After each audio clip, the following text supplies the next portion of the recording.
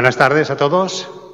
Bienvenidos a la casa del Señor. También los que estáis en vuestras casas, sed bienvenidos al culto de esta tarde. Y los que nos vais a ver durante la semana, también sed bienvenidos. Son momentos especiales estos, que podemos estar todos juntos en comunión con el Señor entre nosotros para escuchar la voz del Señor. Estoy muy contento de ver caras que hacía tiempo que no veía, y doy muchas gracias al Señor por su fidelidad y su presencia y cuidado para todos y cada uno de nosotros. Quisiera empezar haciendo una corta lectura en el Salmo número 100. Salmo número 100 dice: Cantad alegres a Dios, habitantes de toda la tierra. Servid a Jehová con alegría.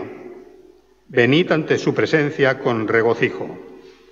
Reconoced que Jehová es Dios. Él nos hizo y no nosotros a nosotros mismos. Pueblo suyo somos y ovejas de su prado. Entrad por sus puertas con acción de gracias, por sus atrios con alabanza. Alabadle. Bendecid su nombre, porque Jehová es bueno, para siempre es su misericordia y su verdad por todas las generaciones. Amén. Hemos venido para cantar al Señor, para bendecir su nombre, para reconocer que Él solo es Dios, el único Dios verdadero, que Él es nuestro Creador, nuestro Salvador, que somos su pueblo, y Él es nuestro pastor y nosotros sus ovejas. Y todo porque Él es bueno y para siempre es su misericordia y su verdad por todas las generaciones. Y en esta tarde vamos a tener un periodo de alabanza al principio, después vamos a escuchar el consejo de la palabra de Dios y después vamos a tener unos momentos de recordatorio de lo que el Señor hizo en la cruz, en el Calvario, por todos y cada uno de nosotros. Vamos a celebrar la Santa Cena, ese momento tan especial para todos los creyentes. Pero ahora vamos a pedir la bendición del Señor para este culto. Señor, en esta tarde venimos alegres ante tu presencia, con regocijo, porque tú eres bueno, tu misericordia es para siempre. Señor, muchas gracias por estos momentos que estamos ante tu presencia y queremos pedir tu bendición sobre este culto. Señor, que todo lo que hagamos sea grato a tus ojos. Señor, que todo lo que oigamos también llegue a nuestras mentes, a nuestros corazones, para poner por práctica tu voluntad, tu palabra.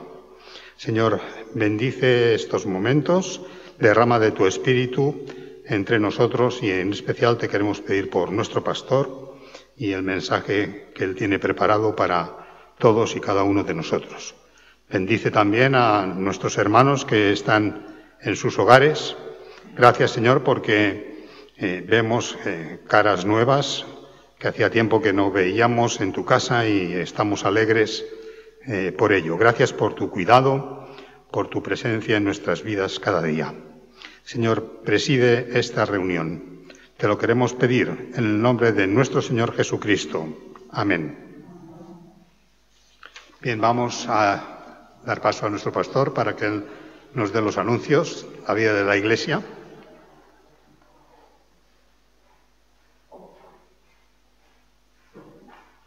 Muy buenas tardes a todos. Una alegría volver a estar en la presencia del Señor, en su casa para adorarle y, como decía Daniel, de ver a hermanos que hacía tiempo que no teníamos la alegría de tenerlos con nosotros. Saludamos a Helen y a Narcy, que después de mucho tiempo pues nos alegra poderte ver, que estés con nosotros otra vez. Y también a Charles y a Juani, que han venido de Francia para hacer sus cositas aquí, que también tienen aquí muchas cosas pendientes. Así que damos gracias al Señor, os saludamos afectuosamente, también a María Eugenia, que nos acompaña, y por supuesto Elizabeth, qué alegría de verte después de tanto tiempo ya, todo correcto, ¿no? Las 2 vacunas puestas y todo, viene con el escudo de la fe y el otro escudo también, para que no haya ataques de virus ni nada. Nos alegramos muchísimo, saludamos también a los hermanos que nos acompañáis desde vuestras casas. Os echamos de menos y esperamos que pronto también podamos tener la alegría de veros aquí en la iglesia. En cuanto a las actividades, son las habituales. Os recuerdo que los miércoles estamos aquí en la iglesia para orar en el culto de oración a las 6 de la tarde y que así lo haremos el próximo miércoles y también el siguiente, pero no el día de la verbena. El día de la verbena de San Juan, día 23, que cae en miércoles, no tendremos la reunión de oración. Así que os deseo muchas bendiciones y que el Señor esté con nosotros y nos hable al corazón.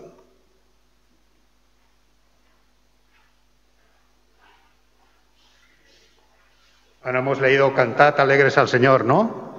Pues vamos a cantar. Pedimos al grupo de alabanza. Hay que cantar con alegría, ¿eh?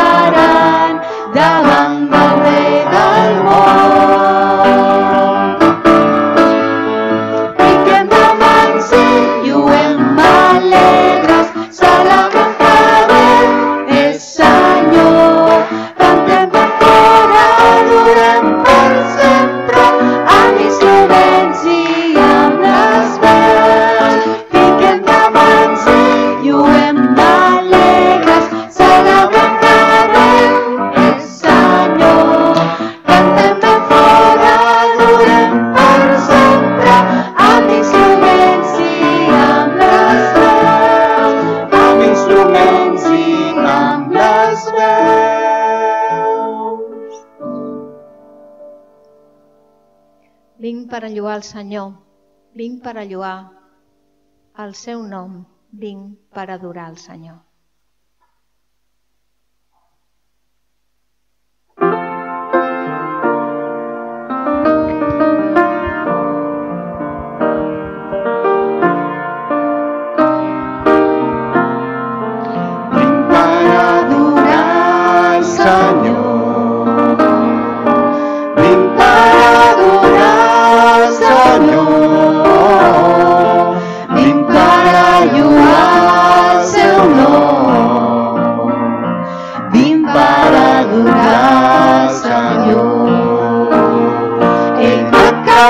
La vida en una vida molt millor i sento l'alegria de gaudir la salvació i aquesta és la raó de que jo canti aquí.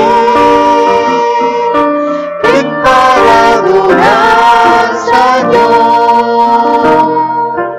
vinc per adorar el Senyor, per adorar el Senyor, vinc per a lloar el seu nom, vinc per adorar el Senyor. Ell m'ha canviat la vida en una vida molt millor i sento l'alegria de gaudir la salvació. Aquesta és la raó de que jo canti aquí. Vinc per adorar el Senyor, vinc per adorar el Senyor.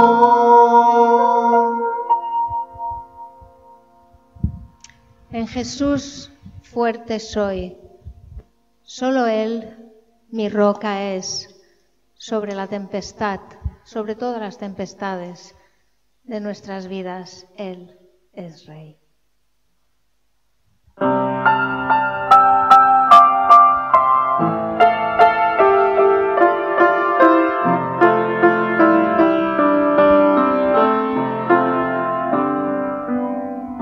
Mi esperanza está en Jesús, en su justicia y en la cruz. De nadie más dependeré, solo en su nombre confiaré.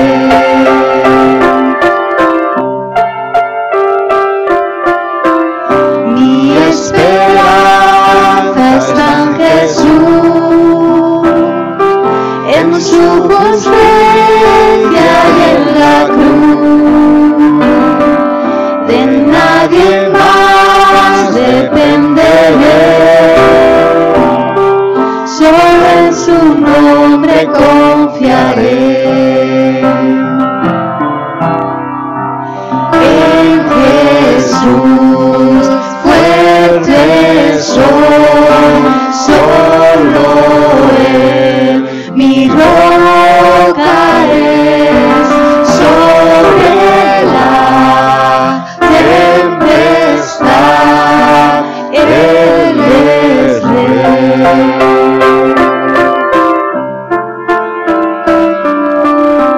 Cuando no puedo ver su faz, sé que su gracia es siempre igual. A la tormenta venceré, mi ancla firme está en Él, mi ancla firme está en Él. En Jesús fuerte soy, solo Él mi roca es. Sobre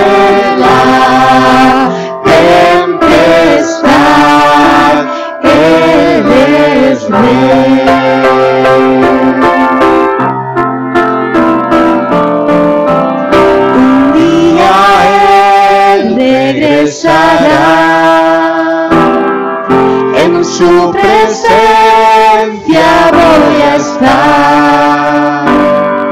Sin mancha ante Él vendré, justificado por la fe. Justificado por la fe. En Jesús fuerte soy, solo Él mi roca es sobre la tempestad. Él es Rey.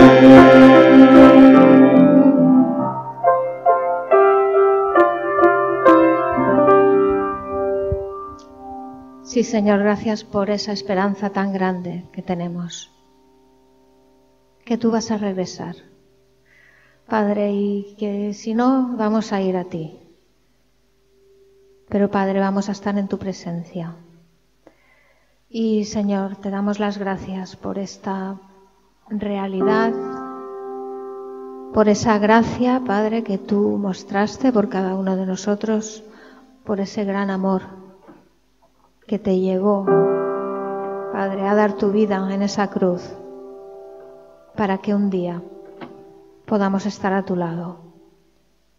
Señor, y mientras te pedimos que tu gracia sea una realidad en nuestras vidas, que podamos experimentar ese refugio y esa roca fuerte cada día en nuestras vidas. Padre, gracias, porque sabemos que tú nos llevas de la mano y eres fiel.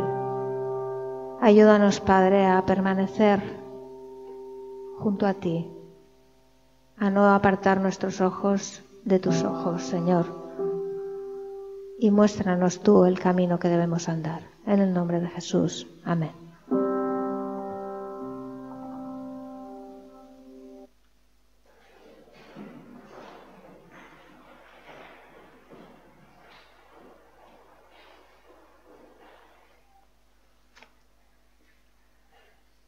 Bé, ara és l'hora de sentir el Senyor. Tindrem una lectura. La Glòria que vingui cap aquí endavant, la tindrem en català. A l'Evangeli de Lluc, capítol 3, de l'1 al 22.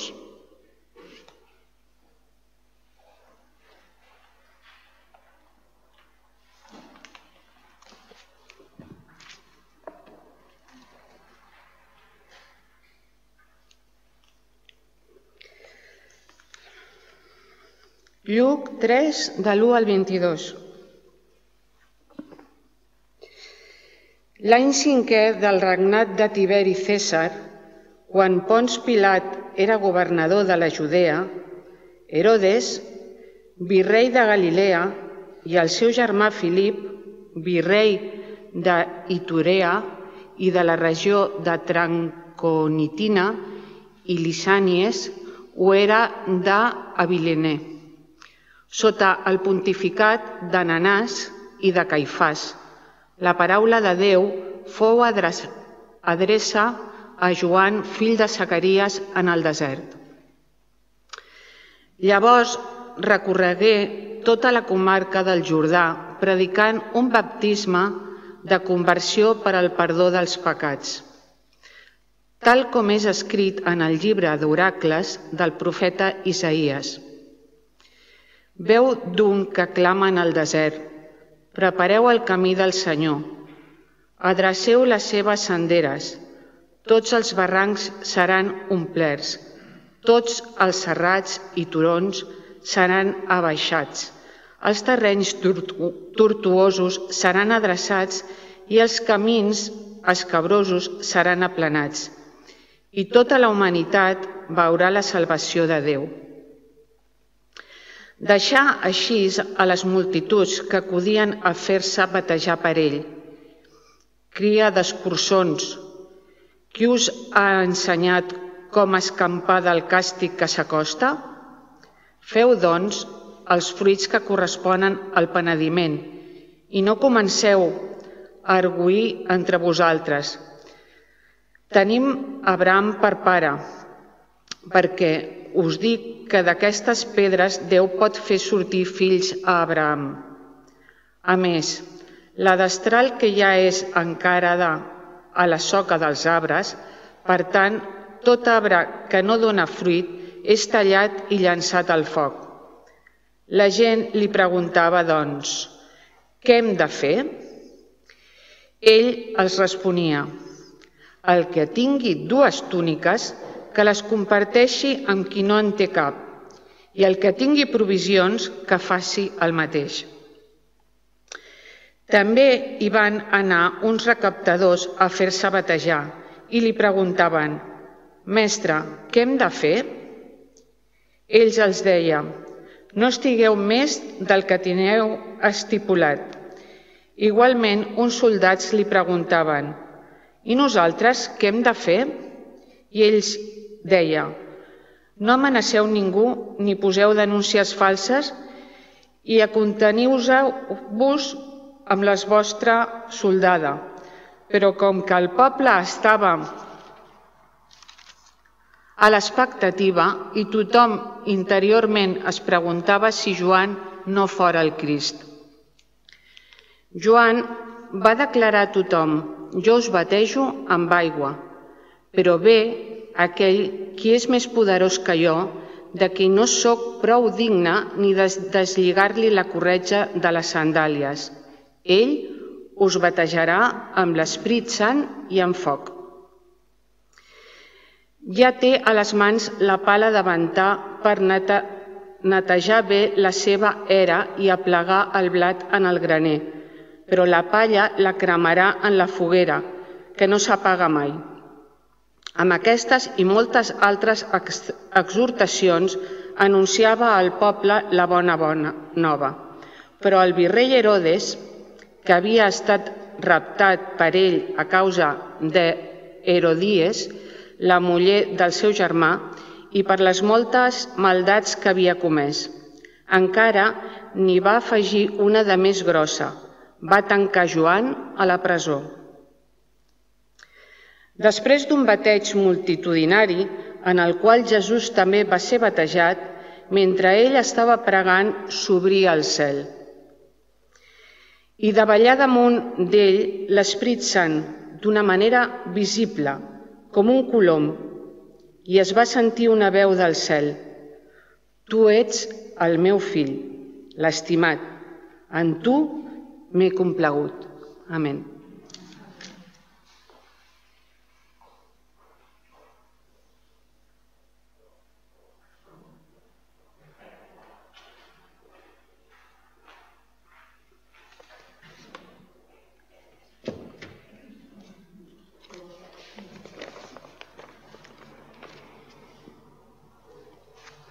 Buenas tardes de nuevo a todos. Más que un profeta, ¿verdad? Así lo dice la palabra de Dios cuando, después de leer este pasaje, vemos que Juan, un gran hombre de Dios, tuvo un momento de debilidad, tuvo un momento de falta de fe y envía mensajeros a preguntar si realmente Jesús era el Cordero de Dios que quita el pecado del mundo. Él mismo había dicho esta frase de Jesús, hablando de Jesús, pero tiene un momento, ¿verdad? Nosotros también seguramente nos ha podido pasar en algún momento de la vida, nuestra fe flaquea y hay cosas que teníamos muy claras que las circunstancias, las tentaciones, las pruebas nos hacen flaquear, nos hacen debilitar y no las tenemos tan claras como al principio cuando estábamos en el primer amor y estábamos dispuestos a todo. A Juan le pasó algo así, estaba en la prisión, le iban a decapitar y en esas circunstancias tan complicadas, tan difíciles, tuvo un momento de flaqueza. Su fe envió mensajeros para que preguntaran, para asegurarse de que no se había equivocado, de que realmente Jesús, su pariente, era el Mesías, el Cordero de Dios que él había señalado. Y Jesús, cuando sucede esto, simplemente les dice a los mensajeros por favor, id y contadle a Juan lo que estáis viendo. ¿Qué estaban viendo? Un milagro detrás de otro. Por favor, decidle a Juan lo que habéis visto y oído. Los ciegos ven, los cojos andan, los leprosos son limpiados y sanados, los sordos oyen, los muertos son resucitados y a los pobres les es anunciado el Evangelio. Id y decidle a Juan lo que habéis visto. Y esto seguro que confortó la fe de este gran hombre de Dios, del que Jesús dice a continuación: ¿sabéis? Cuando habéis seguido a Juan, cuando habéis ido a ver a Juan, habéis ido a ver a un profeta. Y os digo, más que profeta, porque este es de quien está escrito: he aquí que envío a mi mensajero delante de ti, para que, delante de tu faz, para que prepare el camino del Señor delante de ti. El Señor Jesús está citando el profeta Malaquías. ¿Qué tiene que ver esto con la aparición de Juan? Pues mucho, porque la voz de Malaquías, que en muchos sentidos se parece a la de Juan Bautista, fue la última voz profética que se había oído, y de esto hacía ya 400 años. Así que realmente en la persona de Juan no solo tenemos un profeta, sino que tenemos el cumplimiento de esta profecía de Malaquías, así como también la profecía citada de Isaías que acabamos de escuchar de la lectura que ha hecho Gloria. Y entonces además Jesús dice que entre los nacidos de mujeres, es decir, entre los seres humanos, no hay mayor profeta que Juan Bautista. Aquel que vino en el espíritu de Elías, como dirá en otro pasaje. Aquel que retoma y cumple la profecía de Malaquías. Un profeta de Dios que habló claramente al pueblo de Dios que estaba en pecado. Les dijo: ¿por qué dejáis a la mujer de vuestra juventud? ¿Por qué la hacéis? ¿Por qué sois infieles al pacto que habéis hecho con la mujer de vuestra juventud? ¿Porque se ha hecho mayor? ¿Porque aquellas jóvenes extranjeras os resultan más agradables? Era un profeta que hablaba muy claro y muy duro al pueblo de Dios que había caído en pecado. ¿Por qué robáis a Dios?, dice Malaquías. ¿Por qué habéis retenido sus diezmos y ofrendas? ¿Por qué os habéis quedado lo que tendríais que haber dado al Señor? ¿Verdad? Es un profeta que hablaba con toda claridad al pueblo, porque el pueblo estaba muy mal, pero 400 años después estaba, si cabe, peor. Y aquí aparece Juan Bautista, profeta, más que profeta, y el mayor de los profetas nacido de mujer. Así que vamos a centrarnos en él, vamos a ir al pasaje que hemos escuchado de Lucas capítulo 3, y me gustaría leer los primeros versículos. En el año 15 del imperio de Tiberio César, siendo gobernador de Judea Poncio Pilato y Herodes, tetrarca de Galilea, y su hermano Felipe, tetrarca de Iturea, y de la provincia de Traconite, y Lisanias, tetrarca de Abilinia, y siendo sumos sacerdotes Anás y Caifás. ¿Verdad que esto no tiene, en ningún momento nos da la impresión de que es un cuento, algo que alguien se ha inventado, una fábula moralizante para que saquemos lecciones espirituales? ¿Os dais cuenta cómo la palabra de Dios se sitúa en el tiempo y en el espacio y da todo lujo de detalles? Yo creo que a Lucas, si hoy se pusiera a escribir la obra que escribió hace 2000 años, le dan el premio Nobel. Estoy convencido. ¿Por qué? Porque es una persona de un rigor histórico, de una exactitud, de una pulcritud, de una elegancia en la descripción de las cosas, que de entrada nos muestra claramente que la palabra de Dios es el relato de los hechos que sucedieron hace 2000 años. Y no deja ninguna duda. Cuando él va a escribir su obra, que consiste en 2 tomos, primero el Evangelio de Lucas y después en el libro de los Hechos de los Apóstoles, cuando va a hacer esto, él hace este prólogo.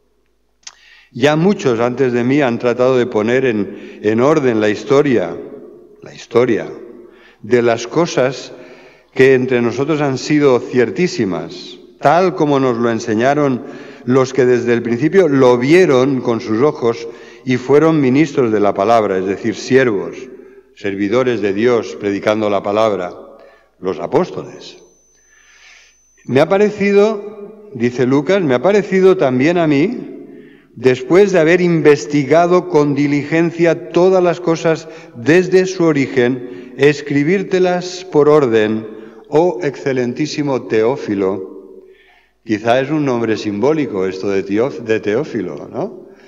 Teófilo significa el que ama a Dios, ¿verdad? ¿Te podrías incluir tú en el grupo de teófilos, de personas que aman a Dios?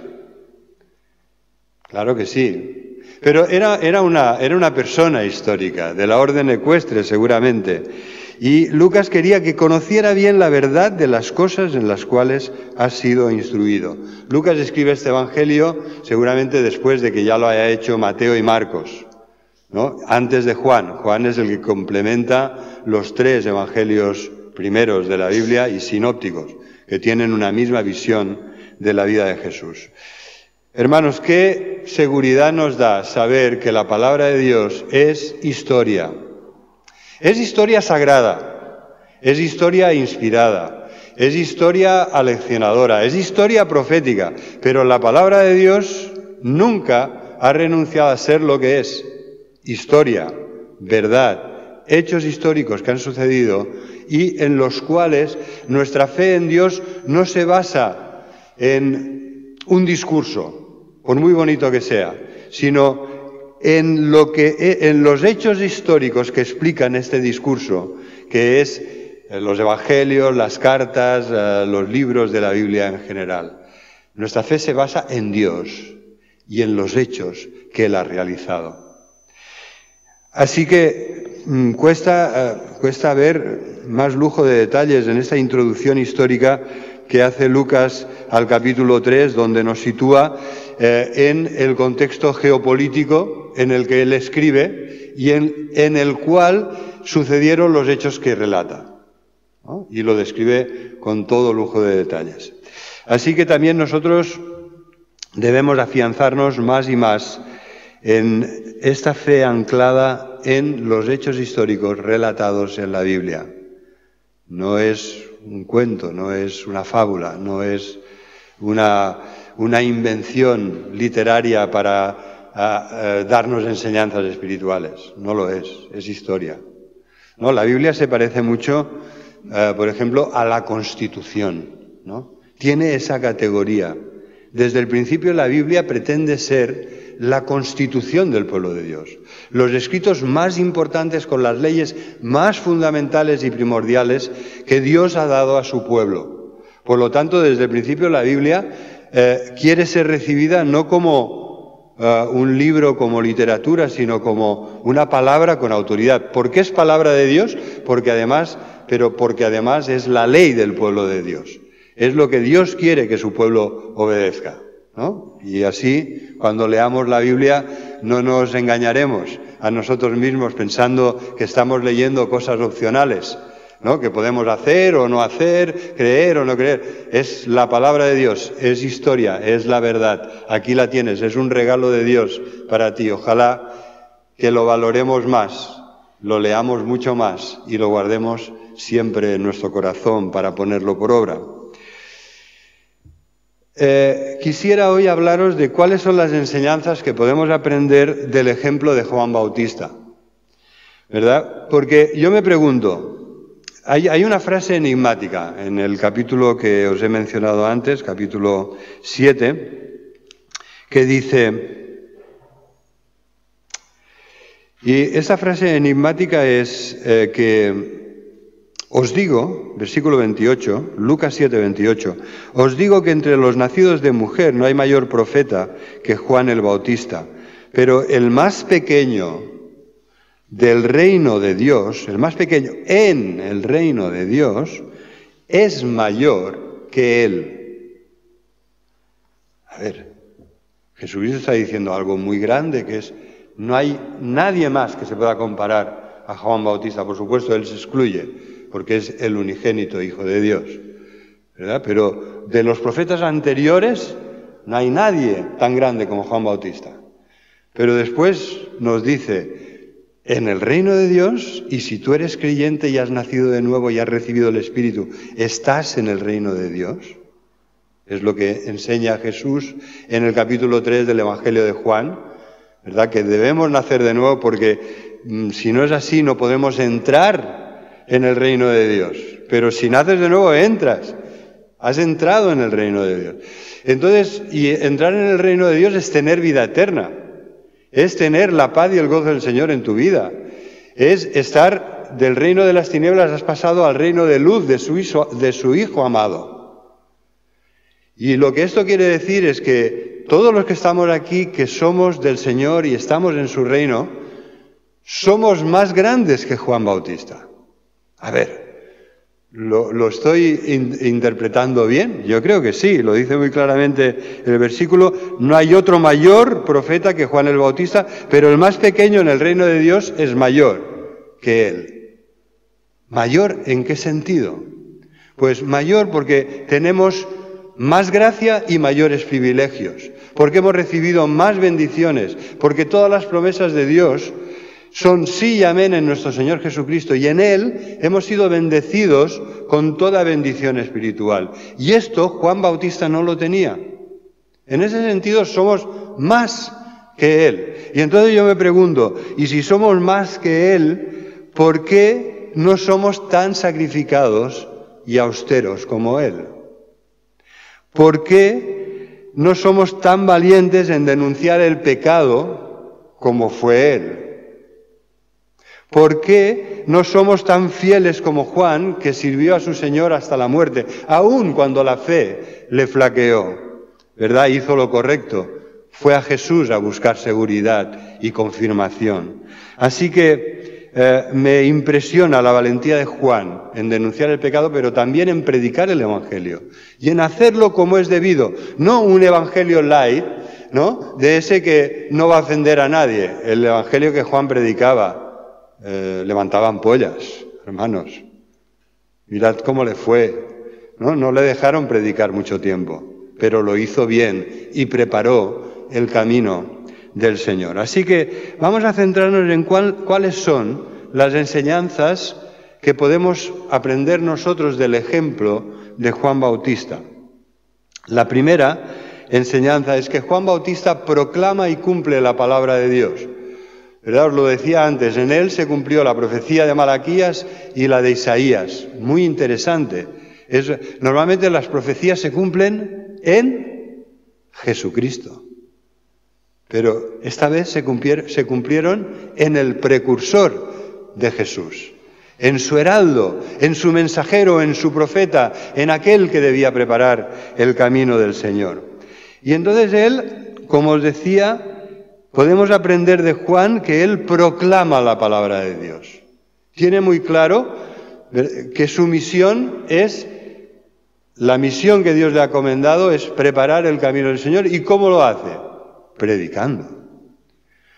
Hermanos, a veces yo creo que no valoramos suficientemente el privilegio de poder predicar el Evangelio, de poder predicar la palabra de Dios. A Dios le ha placido salvar a los creyentes, fijaros qué frase utiliza Pablo, por medio de la locura, de la insensatez quizá. Es una palabra fuerte que Pablo utiliza en un sentido especial, pero Dios ha querido salvar a los creyentes por medio de otros que han sido tan locos como para predicar el Evangelio. Gracias a Dios, porque hubo alguien que te predicó el Evangelio.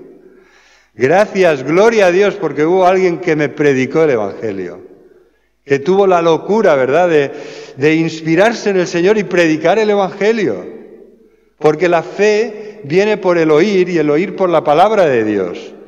Y todos los que estamos aquí somos del Señor, estamos aquí porque ha habido hombres y mujeres fieles que se han consagrado a predicar la palabra a otros, ¿no? Lo que has visto y oído en mí, eso te encargo que transmitas a hombres fieles que sean capaces de enseñarles a otros. Y generación a generación, siguiendo el plan supremo de Jesús, generación a generación, el Evangelio ha traspasado ya, se ha extendido a través de 2000 años y ha llegado a nosotros.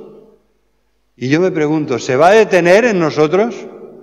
¿Vamos a dejar de predicar nosotros el Evangelio? ¿Vamos a dejar nosotros de aprovechar las oportunidades que Dios nos da para compartir este mensaje de esperanza y de vida con aquellos que lo necesitan? No, hermanos, no podemos hacer esto. ¡Ay de mí si no predicar el Evangelio! Decía Pablo, ojalá que también tú digas, ¡ay de mí si no predico el Evangelio! ¿No? Porque me siento deudor a todos y voy a intentar aprovechar todas las oportunidades que el Señor me dé para poder predicar el Evangelio, porque es poder de Dios para salvación a todos los que creen. ¿Verdad? Cuando tú predicas el Evangelio no te predicas a ti mismo. A veces hay vidas que dices, bueno, tu vida habla tan fuerte que me impide escuchar lo que dices. Pero aunque nuestra vida no sea un mal testimonio, cuando predicamos el Evangelio nos olvidamos de nosotros para predicar a Jesús, porque Él es la esencia del Evangelio y Él es el centro de la predicación de Juan Bautista. Así que después de esos 400 años de silencio profético se levanta el profeta.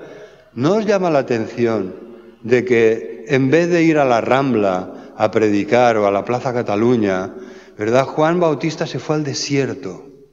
Pero su poder espiritual, la presencia de Dios en su vida era tan fuerte en este hombre vestido de piel de camello, ceñido con un cinturón de cuero, que comía langostas, pero no de estas que se pescan en los mares tropicales, comía saltamontes y miel, ¿verdad? Y estaba hecho un cuadro con unos pelos y unas barbas de profeta, ¿sabes? Un hombre impresionante. Y la gente iba a él, al desierto, a escucharle, ¿no? Y esto es un signo de que Dios quiere utilizar a un profeta cuando hace lo que nosotros no podemos hacer. Nosotros no podemos obligar a las personas a que nos escuchen, a que vengan, a que visiten la iglesia, pero Dios sí puede hacerlo, hermanos. Clamemos al Señor para que Él bendiga esta iglesia con su presencia, con su palabra y con la vida eterna que trae el mensaje del Evangelio.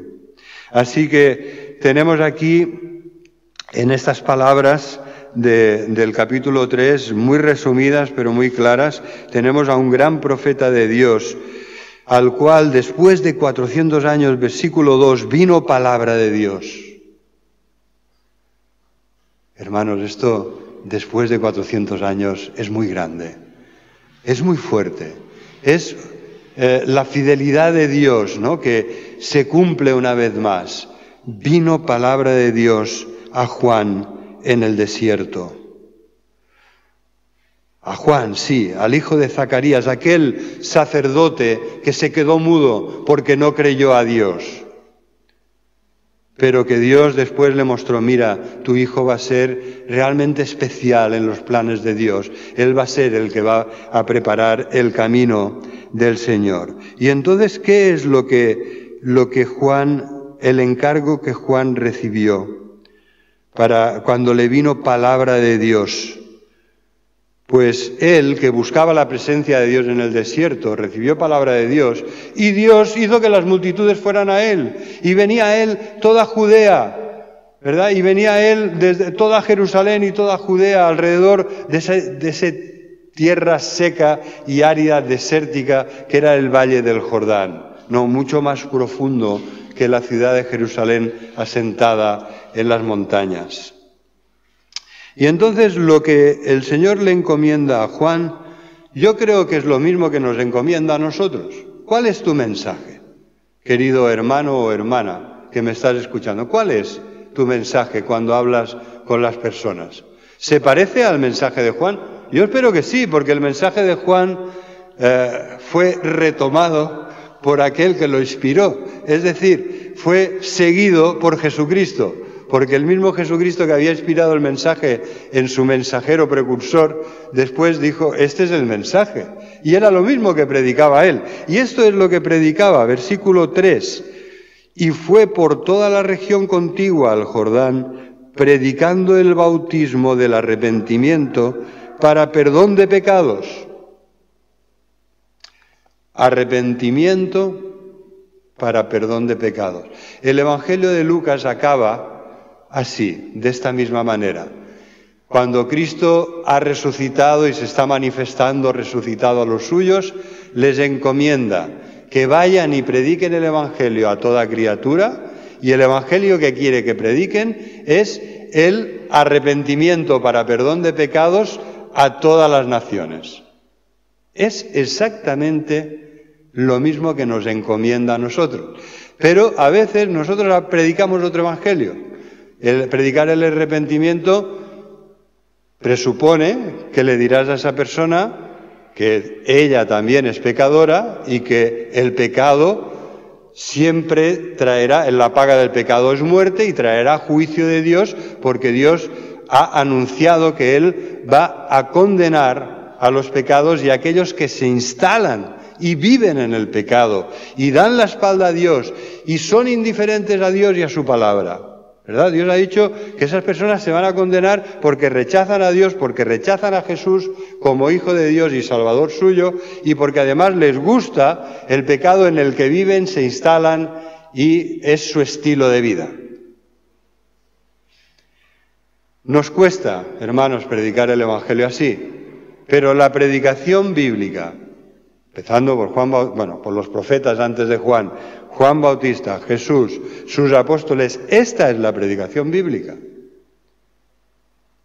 Hasta el punto que Francis Schaeffer dijo, si me dieran una hora para hablar con alguien del Evangelio, los primeros 50 minutos intentaría que entendiera con la ayuda del Espíritu Santo que es pecador, porque si no se da cuenta que es pecador, no se dará cuenta tampoco que necesita a un Salvador.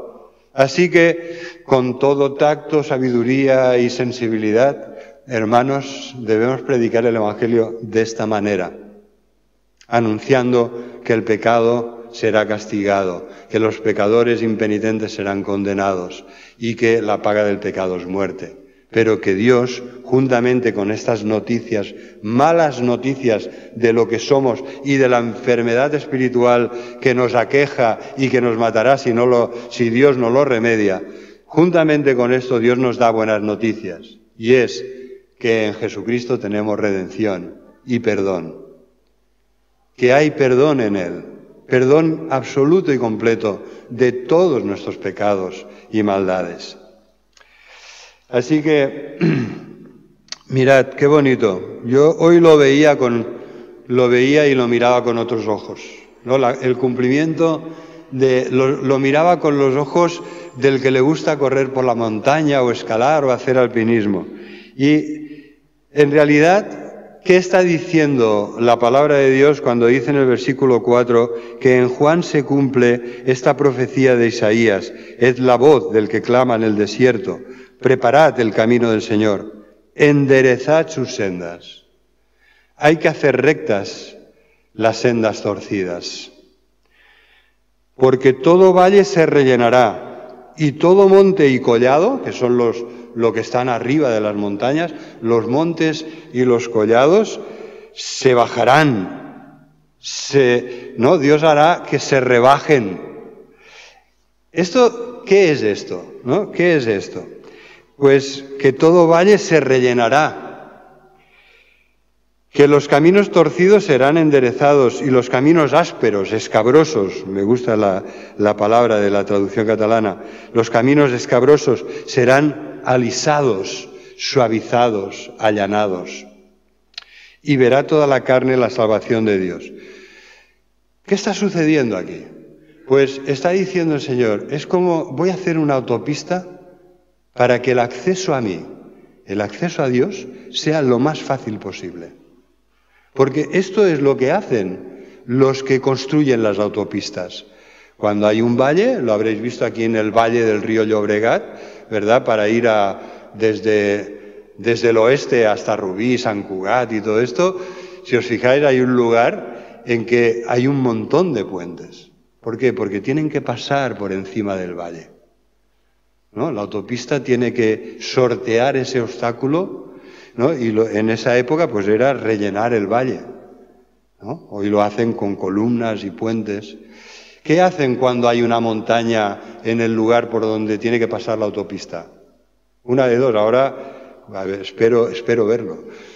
Porque cuando vine de Canarias hace 17 años, casi 18, ¿verdad? Estamos a punto de cumplir 18 años desde que volvimos de Canarias y ya estaban construyendo esto que os digo del río Llobregat, la conexión de la B30 con la A2. ¿Vale? Pues ahora lo que han hecho es comerse toda una montaña que les estorbaba, solamente para poder construir un carril que se va a incorporar, que viene de la A2 y se va a incorporar en dirección a Francia y Gerona.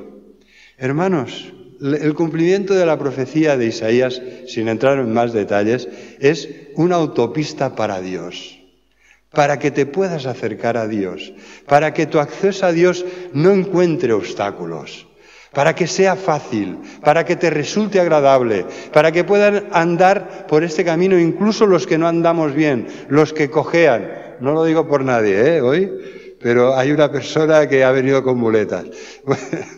Pues, ¿verdad que sí? Que el Señor nos lo quiere poner fácil. Quiere que nos acerquemos a Él. Y ha hecho todo lo necesario para que sea así.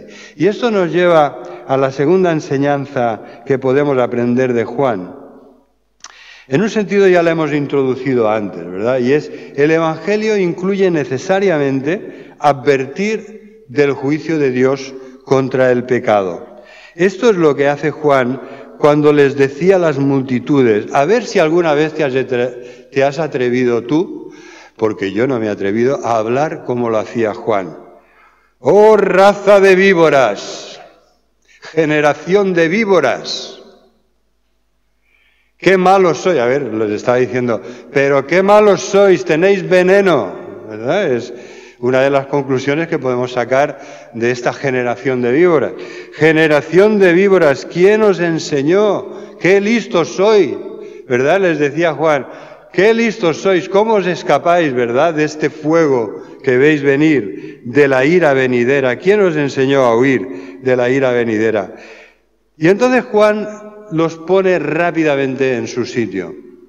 Haced frutos dignos de arrepentimiento.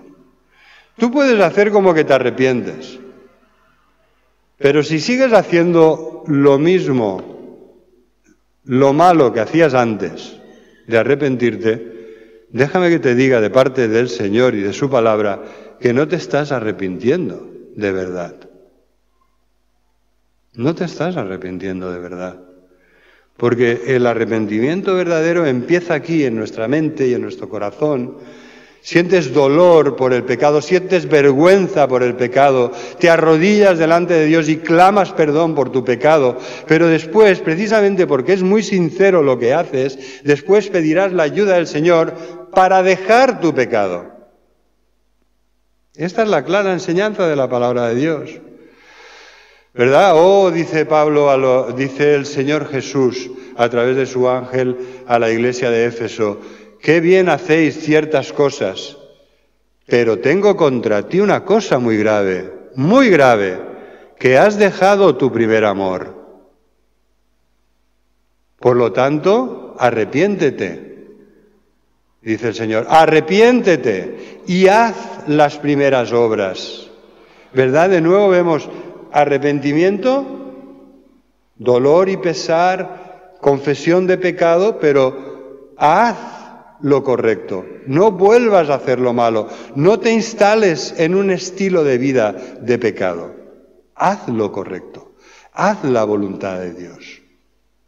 Y esto es lo que dice Juan, ¿verdad? Es una imagen impactante. A ver, tú eres un árbol, pero ¿eres el árbol del Salmo 1? ¿O eres el tamo que arrebata el viento?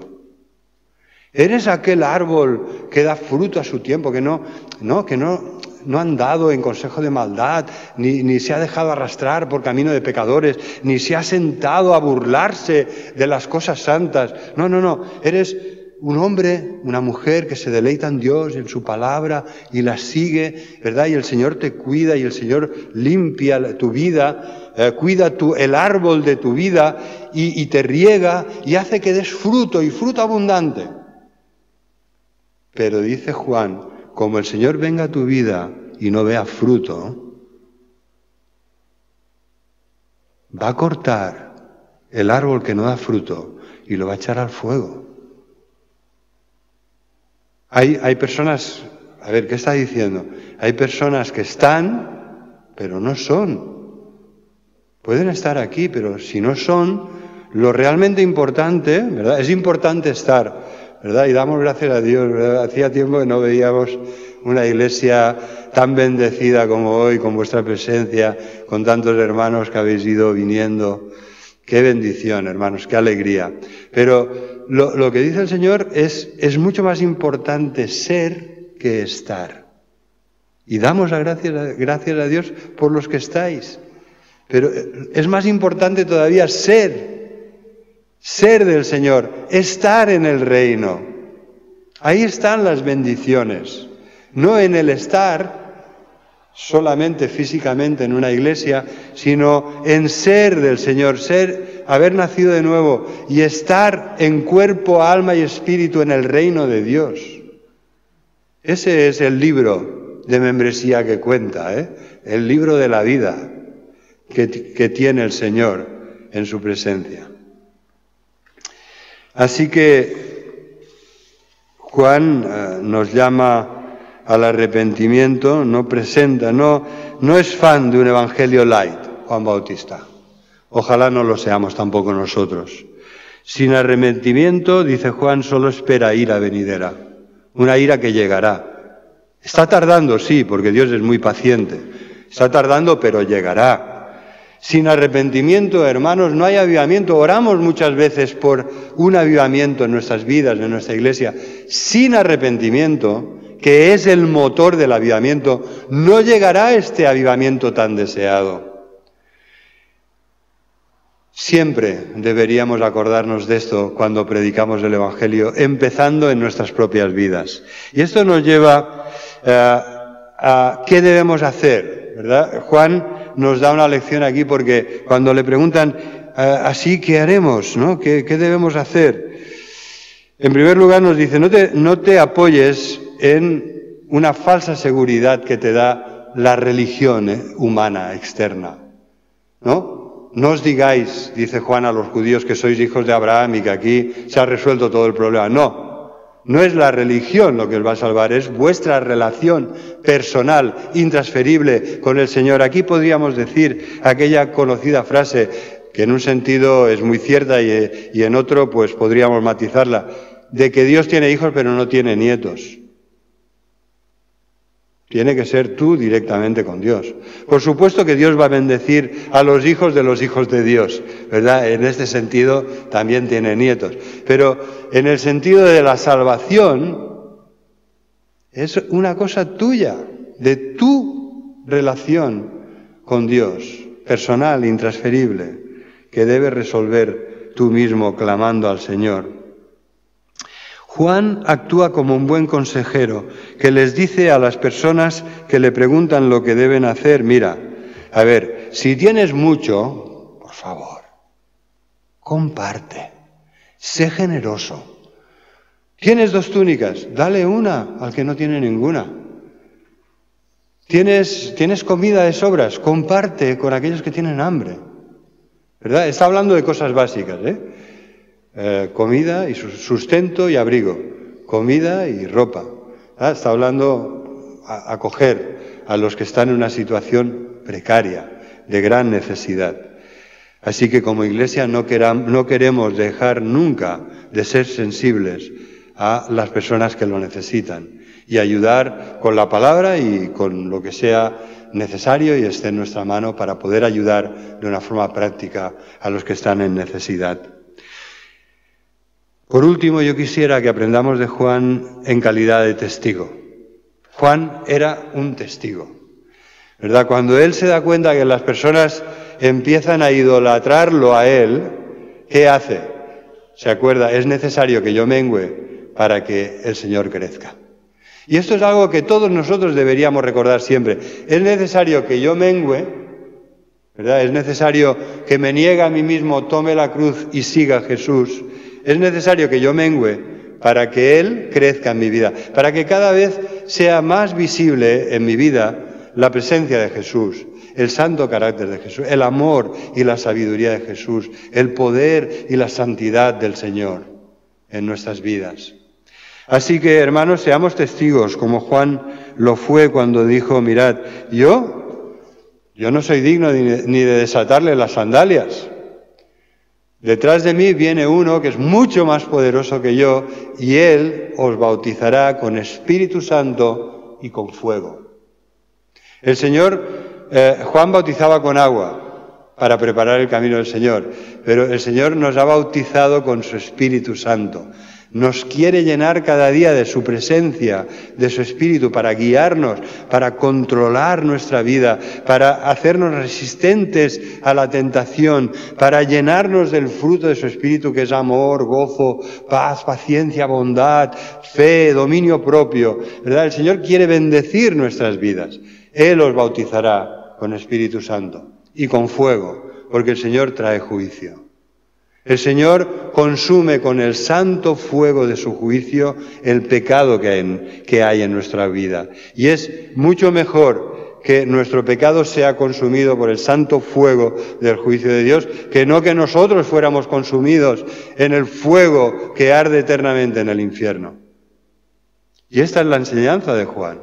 Él es una persona muy clara en su mensaje. Y también dice, el Señor purificará su pueblo. ¿Cómo lo hará? Solo lo sabe hacer Él, porque solo el Señor conoce a los suyos. Así que invoque el nombre del Señor y apártese de todo mal los que invocan el nombre del Señor.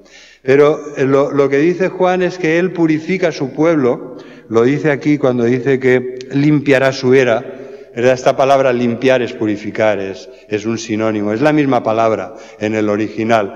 Y entonces lo que está diciendo es la palabra de donde vienen los cátaros, ¿verdad? Los puros.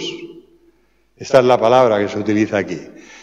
Catarismos, ¿no? La purificación, la limpieza. Lo que dice el Señor es que apartará la paja del trigo.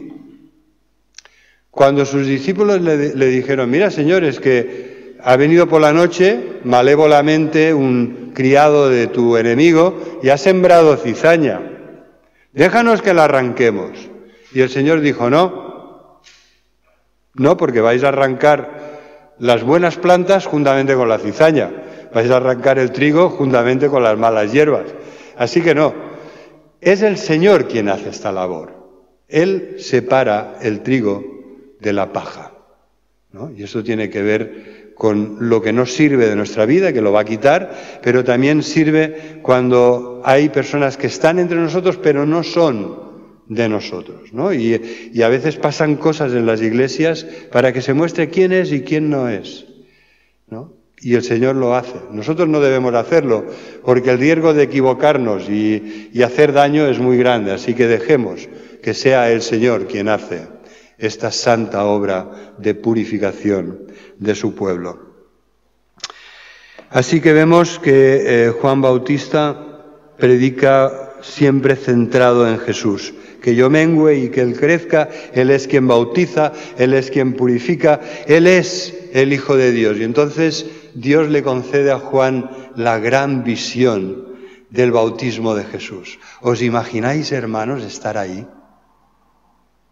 ¿No? Estar ahí con aquel pueblo de Dios que arrepentido buscaba el perdón y que de golpe llegue Jesús. Jesús, el unigénito Hijo de Dios, el Señor de la gloria hecho hombre, y llega y entra en las aguas del Jordán y Juan dice, pero ¿cómo quieres que te bautice a ti? Si tú eres el Cordero de Dios que quita el pecado del mundo, eres tú quien me debes bautizar a mí. Y Jesús le dice, no, Juan, déjalo. Bautízame porque conviene que cumplamos toda justicia. Es necesario que hagamos la voluntad de Dios. Las personas llegan aquí para lavar sus pecados, simbólicamente, hablando, llegan aquí para lavar sus pecados. Pero yo llego aquí para identificarme con este pueblo que arrepentido viene en busca del perdón de sus pecados. Yo vengo aquí para cargarme con sus pecados, porque esto es lo que hizo Jesús al morir en la cruz. Cargar todos nuestros pecados, llevar la maldición y el castigo que merecen nuestros pecados. Y entonces, en ese momento que Juan acepta y se somete al Señor de la gloria y le bautiza, y entonces se abren los cielos y desciende el Espíritu Santo. Por favor, no os penséis que era una paloma. Esto no es lo que dice el texto. Esto no es en ningún momento lo que dice el texto. El texto lo que dice es que bajó y tomó una forma corpórea y que esta forma se parecía en su gracia y majestuosidad al vuelo de una paloma descendiendo sobre Jesús. Eso sí, lo dice el texto. Y entonces se oye una voz que dice: este es mi Hijo amado, a él oíd. Este es mi Hijo, mi amado, en quien me complazco en gran manera. Y Jesús sale de las aguas lleno del Espíritu Santo y es guiado por Él, como Él quiere hacerlo también en nuestras vidas, y va a ganar la gran victoria sobre Satanás en el desierto, que va a intentar seducirle, engañarle con verdades a medias, utilizando la Escritura, utilizando todos sus recursos, y Jesús una y otra vez responde con la palabra de Dios. No tentarás al Señor tu Dios. Al Señor tu Dios servirás y a Él solo adorarás, y no solo de pan vivirá el hombre. Hermanos, que el Señor nos ayude a seguir el ejemplo de Juan. Las cosas no han cambiado tanto, no hay nada nuevo bajo el sol. Tenemos que ser fieles a Dios, predicar un evangelio que requiere de nosotros la plenitud del Espíritu Santo y valentía para predicar el evangelio como es debido, como debemos hacerlo, sin dejar a un lado el arrepentimiento de los pecados, ¿verdad? Porque en definitiva, ¿qué es el arrepentimiento de los pecados? Sino una expresión más de la gracia de Dios y de la fe en la vida de una persona. El que se arrepiente de sus pecados está acudiendo a Dios y se da cuenta que Dios es santo, que Dios es justo, que su vida le condena porque ha ofendido gravemente a Dios. Pero por otra parte, mira a Dios y se da cuenta que es un Dios de amor, lleno de misericordia, y que le ofrece su gracia y su perdón por pura gracia, como un regalo, como un don inmerecido. Hermanos, este es el evangelio que debemos predicar, siguiendo el ejemplo que nos da Juan y también Jesús y sus apóstoles en la santa palabra de Dios. Que Dios bendiga.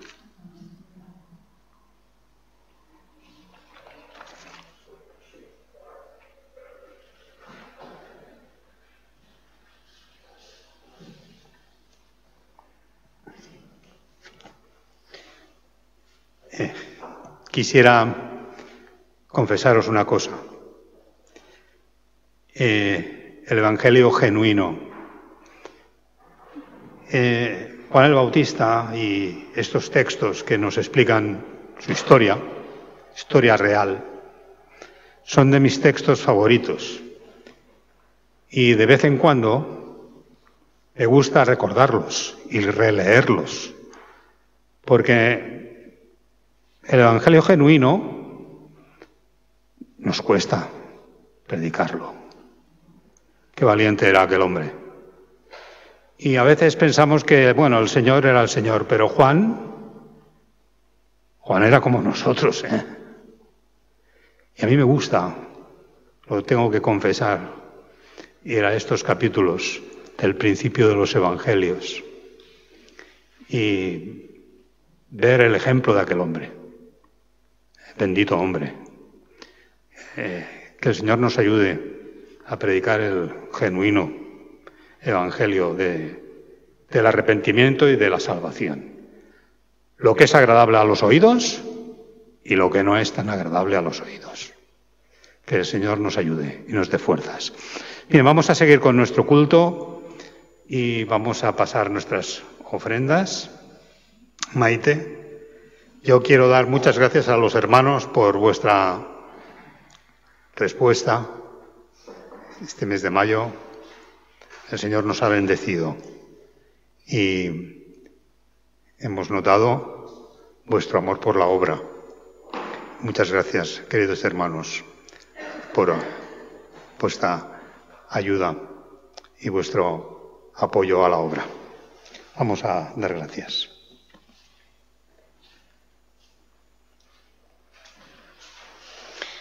Padre amado, Señor nuestro, te damos las gracias por la vida que tenemos en ti.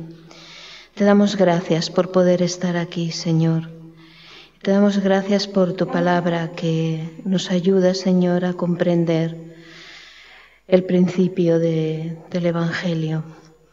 Te queremos dar gracias, Señor, por todo lo que nos das y te las vamos a dar ofreciéndote de aquello que nos das, Padre Santo. Te lo pedimos, Padre, en el bendito nombre del Señor Jesús. Amén.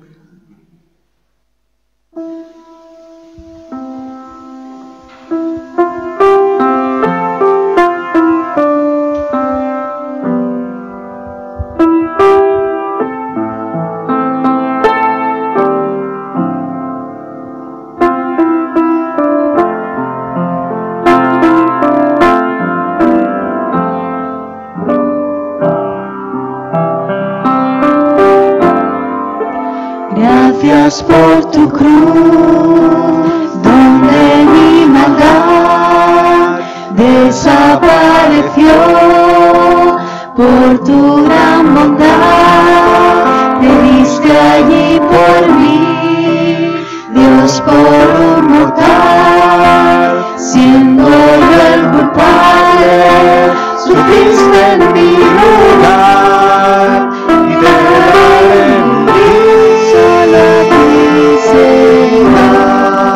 solo a ti, mi única razón, viniste a pagar el precio de mi alma con tu amor.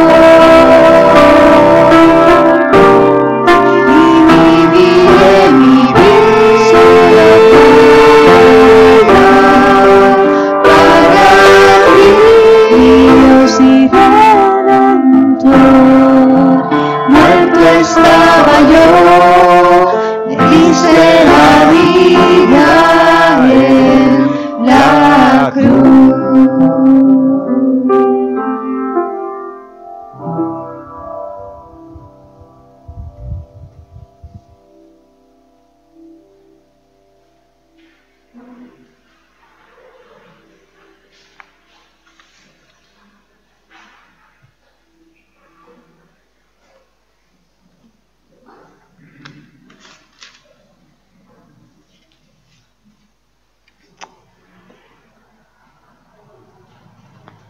El Salmo 139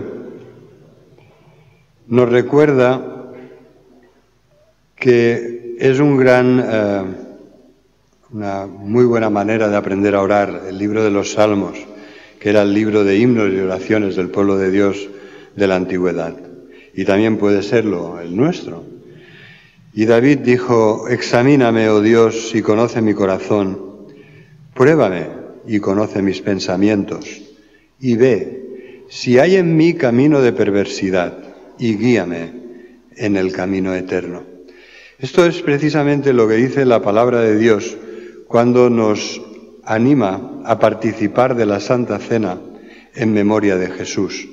Lo que nos dice es que debemos examinarnos a nosotros mismos. Debemos probarnos, a ver si estamos haciendo las cosas bien, a ver si estamos entendiendo las cosas bien, a ver si estamos viviendo una vida de fe y de santidad como el Señor desea. La palabra nos dice que lo hagamos así antes de participar, no sea que participemos de forma indigna. Todas las veces que comáis este pan y bebáis esta copa, la muerte del Señor anunciáis hasta que Él venga. De manera que cualquiera que coma este pan o beba esta copa del Señor indignamente será culpado del cuerpo y de la sangre del Señor.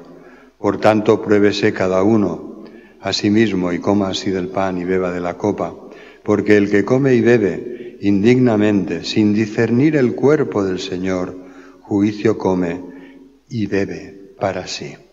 Por lo cual hay muchos enfermos y debilitados entre vosotros, y muchos han muerto. ¿Verdad? Cada vez que leemos esto, y la conclusión es, oye, pues examinémonos a nosotros mismos para no ser juzgados. Porque cada vez que leemos esto, nos acordamos que el Dios de amor, de misericordia y de gracia en la iglesia de Corinto, porque participaban de una forma indigna y menospreciaban el cuerpo del Señor y se trataban mal unos a otros, y los más ricos y fuertes abusaban de su posición y de su abundancia, mientras otros pasaban hambre. Ellos comían allí en los ágapes de la iglesia y se embriagaban, que el Señor envió enfermedad y muerte. Dios es un Dios que tienes que considerar ambas cosas, la bondad maravillosa, gracia de Dios, y su severidad. Es un Dios justo, recto, santo, ¿no? Y entonces, cuando participamos de la Santa Cena, esto no nos lo dice para que no participemos asustados, sino para que nos arrepintamos, si cabe, y participemos con gratitud. Y yo os propongo que esto es lo que hagamos ahora, ¿no? Que si hay cosas que están mal en nuestra vida, arréglalas primero antes de participar. Arrepiéntete, confiesa que eso está mal en tu vida antes de participar, porque es un momento sumamente santo el que vamos a vivir ahora. Y la presencia del Señor es tan real aquí y hoy como lo fue en la iglesia de Corinto cuando sucedió lo que sucedió. Así que tengamos temor de Dios y hagamos las cosas bien. Y yo voy a pedir que todos los que queráis participar os pongáis de pie. Ya sabéis que la palabra de Dios dice que es el privilegio de participar todos aquellos que han sido bautizados en el nombre del Señor, que le aman y le siguen en santidad. Así que si esa es tu situación, tu vida, te animamos a que te levantes y participes. El Señor Jesús tomó el pan, lo bendijo y dijo: tomad, comed, esto es mi cuerpo que por vosotros es partido, haced esto en memoria de mí. Y también tomó la copa, diciendo: esta copa es el nuevo pacto en mi sangre, haced esto todas las veces que la bebáis en memoria de mí. Voy a pedir, por favor, a José, si él nos puede dirigir en oración. Vamos a dejar unos instantes, aunque sea un minuto, ¿verdad? Antes de que él, le voy a pedir que tenga la paciencia de esperar para orar, para que así todos nosotros podamos orar personalmente al Señor, sabiendo que si nos acercamos a Él, Él ha prometido que se acercará con gracia y misericordia a nosotros.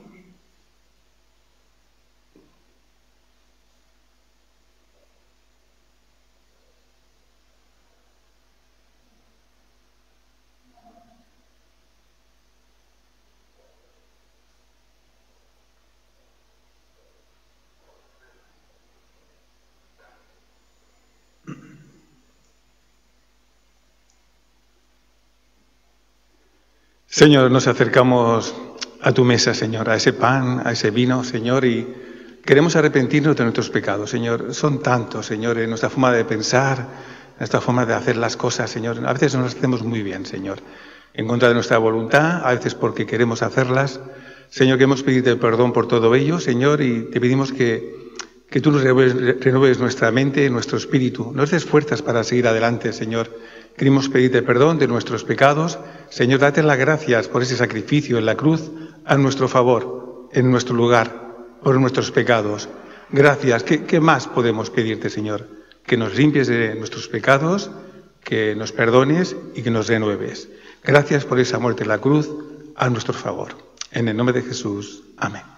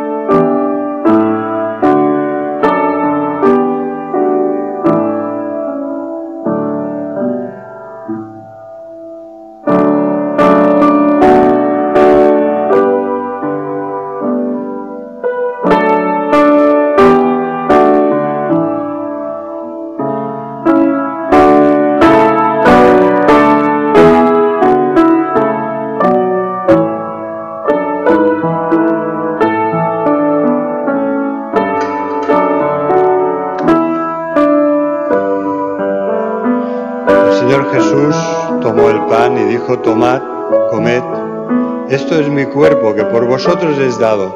Haced esto en memoria de mí.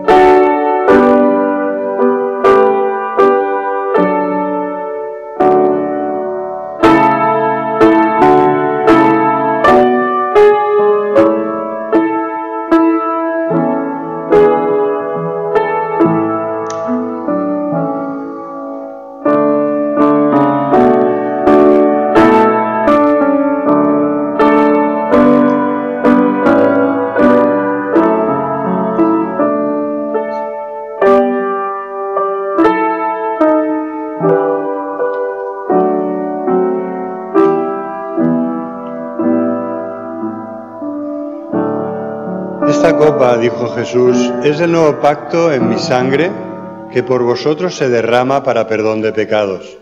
Haced esto todas las veces que la bebáis en memoria de mí.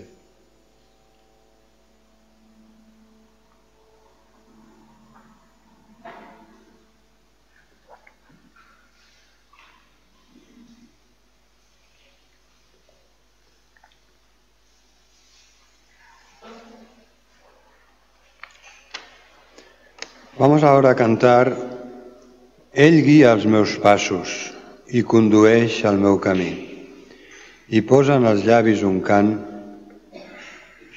de lloança al nostre Senyor i Salvador. Vamos a cantar el último himno.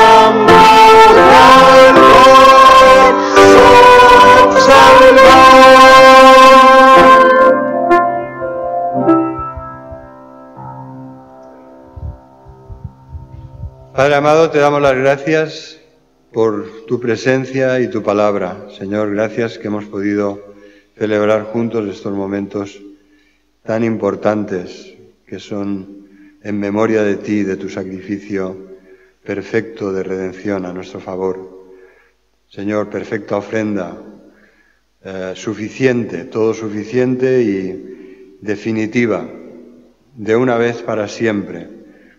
Nuestros pecados han sido perdonados y tú nos has querido purificar de toda nuestra maldad. Señor, te alabamos y te bendecimos, porque tú has puesto tu palabra, tus leyes en nuestro corazón y en nuestras mentes, para que podamos seguir la voz de tu Espíritu guiándonos a través de ella. Ayúdanos, Padre amado, ayúdanos a andar en tus caminos, a andar en santidad y amor, para tu gloria. Señor, te pedimos que nos guardes del mal, del maligno, de sus engaños, de su obra destructiva, que, Señor, tú nos cuides y nos protejas como siempre lo has hecho. Nos encomendamos en tus manos y pedimos el perdón de nuestros pecados, perdonar a nuestros deudores, que no nos dejes caer en la tentación y que nos libres del mal. A ti nos encomendamos en tus poderosas manos. En el nombre y por los méritos de Jesús. Amén. Que el Señor te bendiga y te guarde. Que el Señor levante sobre ti su rostro, te mire con amor y tenga de ti misericordia. Que el Señor alce sobre ti su rostro y ponga en ti su paz. Amén.